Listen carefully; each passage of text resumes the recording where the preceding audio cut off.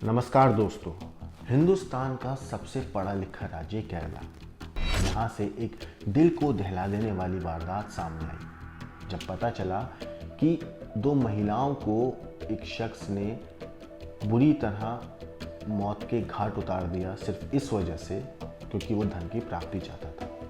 उसने जादू टोना तंत्र मंत्र के नाम पर दो बेगुनाह मासूम औरतों को मौत की नींद सुला दिया और सिर्फ मारा नहीं बल्कि हैवानियत की सारी हदों को भी पार किया। पुलिस के मुताबिक उसमें से एक महिला के स्तन को काटा गया, एक महिला के टुकड़े करके दफनाया गया और फिर उनका जो खून था उसे दीवारों पे, फर्श पे छिड़का गया। लेकिन क्यों? उसने ऐसा किया क्यों? वो इसलिए किया क्योंकि वो अंधविश्वास पे चल रहा था। उसने अंधविश्वास की डोर को ऐसा थामा हुआ था कि उसे दिखाई नहीं दे रहा था कि मैं क्या कर रहा हूँ। जरा सोचिए, हमारे देश का सबसे पढ़ा लिखा राज्य, वहाँ का ये हाल था। लेकिन जादू टोने के नाम पर कोई कानून नहीं है क्या? आपको क्या लगता है हमारे देश में जादू टोने के नाम पर कानून है या नहीं? लेकिन आपको जानकर हैरानी होगी कि केरला में 3 साल पहले साल 2019 में बिल बना था, लेकिन विधानसभा में पेश ही नहीं हुआ। इसमें काला जादू और मानव बलि रोकने के प्रावधान थे। इसमें एनसीआरबी के बड़े हैरान करने वाले आंकड़े हैं। एनसीआरबी यानी कि नेशनल क्राइम रिकॉर्ड्स ब्यूरो, उसके आंकड़े बताते हैं कि जादू टोने ने पिछले 10 साल में करीब 1000 से ज़्यादा लोगों की जान भी ली है, जबकि 2012 से 2021 के बीच देश भर में 1098 लोगों की मौत हुई है। पिछले ये 10 साल का आंकड़ा है, मौत के कारण जादू टोने की वजह से। लेकिन क्या हमारे देश में इसे रोकने का कोई कानून है या नहीं है? तो मैं आपको यहाँ बताऊँ, फिलहाल अंधविश्वास, काला जादू, जादू टोना या मानव बलि से निपटने के लिए कोई एक खास प्रॉपर एक कानून नहीं है कि जो हम बोलें कि जो देश भर में लागू होता है।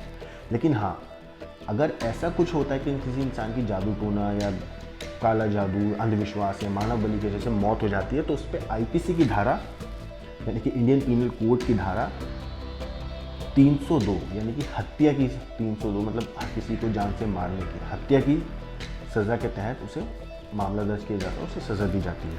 इसके अलावा धारा 295 ए के तहत भी केस दर्ज किया जाता है। ये धारा तब लगाई जाती है जब धार्मिक भावनाओं को ठेस पहुंचाने के इरादे से जानबूझकर कोई काम किया जाता है। अब इसके साथ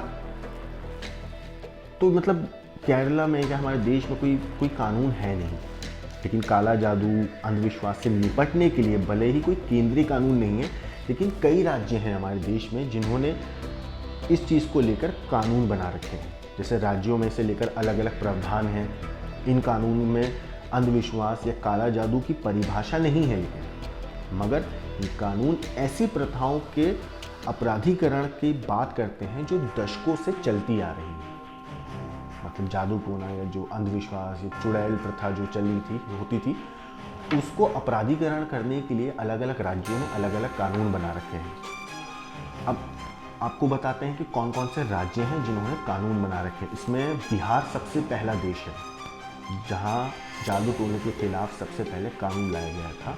यहाँ 1999 में कानून था। ये कानून काला जादू टोना, डायन प्रथा पर रोक लगाता था और ऐसा ही कानून झारखंड में भी था।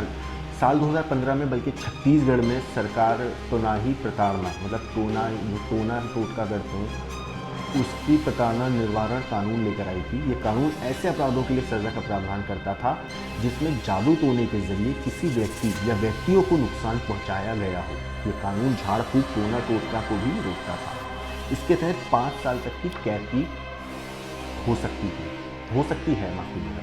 इसके बाद उड़ीसा है, महाराष्ट्र है, और महाराष्ट्र में तो बल्कि महाराष्ट्र की तरफ कर्नाटक सरकार ने 2020 में इस चीज़ काले जादू, वशीकरण, टोना टोटका इनके खिलाफ कानून तो लेकर आई थी, लेकिन ये कानून काला जादू, टोना, अंधविश्वास के नाम पर लोगों को नुकसान पहुंचाने वाले 16 कृत्यों पर प्रतिबंध लगाता है। ऐसा करने पर आईपीसी की धारा के तहत कैद और जुर्माने की सज़ा हो सकती है।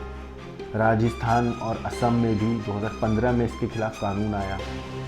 लेकिन केरल में कोई कानून नहीं है, मतलब जहाँ पे अभी हाल फिलहाल की जो वारदात हुई है और को व्यक्ति बेरहमी से हैवानियत से मारा गया था, वहाँ कोई कानून नहीं है। तो अब आपको एक मज़ेदार बात बताता हूँ। साल 2021 में देश भर में काला जादू या जादू टोने की वजह से 68 लोगों की मौत हुई थी, लेकिन केरला में किसी भी व्यक्ति की मौत इस वक्त तक से नहीं हुई। मगर 2014 के अंदर केरला में पहली बार काला जादू अंधविश्वास रोकने के लिए एक वर्किंग ड्राफ्ट तैयार हुआ था, लेकिन वो ठंडे बस्ते में चला गया। फिर इसके बाद 2014 के बाद 5 साल के बाद 2019 में फिर एक बिल बनाया गया जादू टोना इन सबको रोकने के लिए, लेकिन ये विधानसभा में पेश ही नहीं हुआ। वहाँ पे इस बिल में जो उस टाइम 2019 में बिल बनाया गया था, उस बिल में तकरीबन ये था कि जो दोषी पाया जाता है अगर कोई जादू टोना या मतलब मानव बलि की वजह से, तो उसको 7 साल तक की कैद और 50,000 रुपये जुर्माने का प्रावधान था। हालांकि ये कभी असेंबली में विधानसभा में पेश ही नहीं हुआ, तो ये जाहिर सी बात है जब कानून बनाया लेकिन उसे अप्लाई ही नहीं किया, उसे प्रॉपर एक तरीका जो होता है सिर्फ पेपर पे बना के रख लिया लेकिन उसे पास नहीं करवाया। तो जब वो पास ही नहीं हुआ तो फिर वो एप्लीकेबल ही नहीं होता। अब आप सोचिए कि हमारे देश में जब हमारा देश क्या पूरी दुनिया डिजिटलाइजेशन की तरफ बढ़ चुकी है, डिजिटल हो चुकी है, डिजिटलाइजेशन का ही दौर है, ऐसे वक्त में अंधविश्वास पर लोग इस तरीके से अगर इंसानों को मारेंगे तो मानवता तो शर्मसार होगी है। इन सारी चीज़ों पर आपका क्या सोचना है, आपके क्या विचार हैं, आपकी क्या राय है, हमें कमेंट करके ज़रूर बताएं।